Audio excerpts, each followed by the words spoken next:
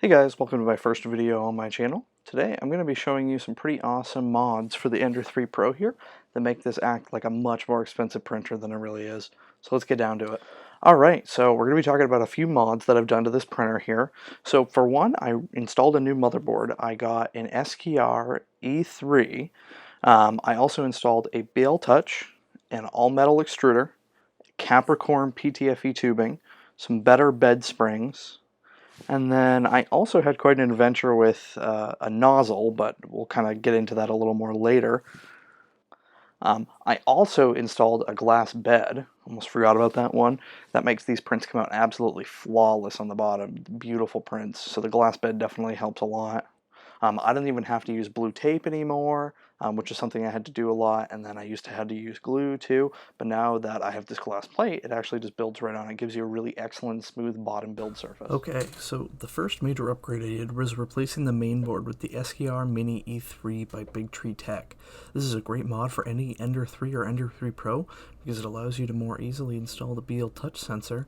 It also allows for custom firmware, and probably the coolest feature is that it makes your motors almost completely silent. Unfortunately, the fans still run pretty loud, but here, take a listen.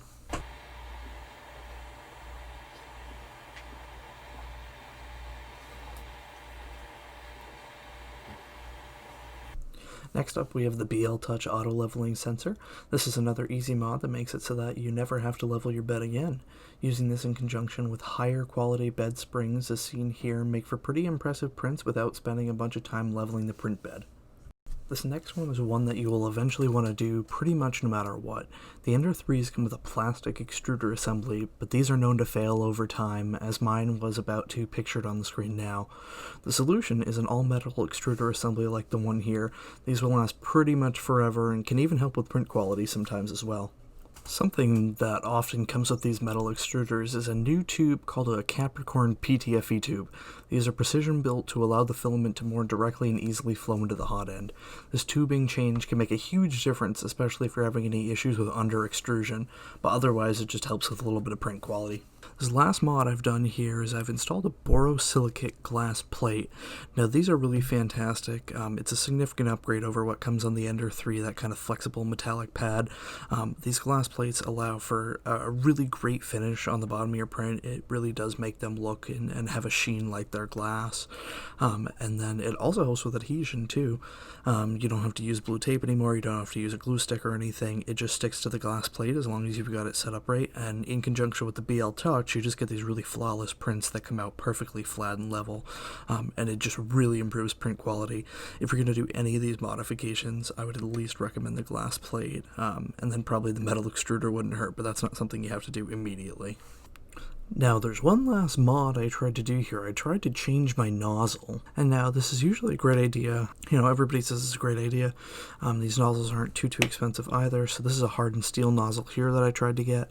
And I put all these upgrades in my printer all at once. And I didn't really think about it. And then after that, I spent a couple of weeks troubleshooting it because I just couldn't get my prints to work. Well, come to find out, it was the nozzle, because as soon as I swapped that nozzle out, that steel one, for the original one printed beautifully. With the metal one, I was having some really bad issues with under extrusion, and then in addition to that, I noticed that the extruder was just basically eating the plastic. It was just grinding the filament as it was going in. And so I thought it might have been the tubing, so I tried a couple of different things, but then I found out it was the nozzle.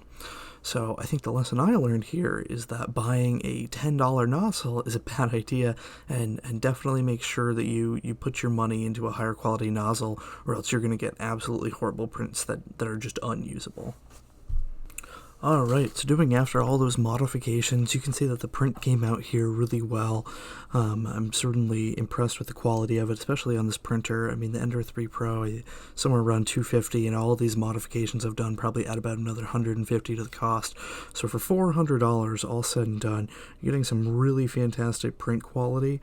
And not to mention, this is, once this is all done, you can just set it and forget it. This thing can print a ton of prints, and now you don't have to level the bed or do anything like that.